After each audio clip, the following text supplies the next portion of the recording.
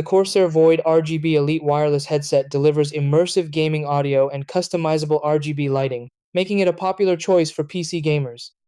To use the headset wirelessly, it must be paired with the included USB wireless receiver that communicates directly with your computer.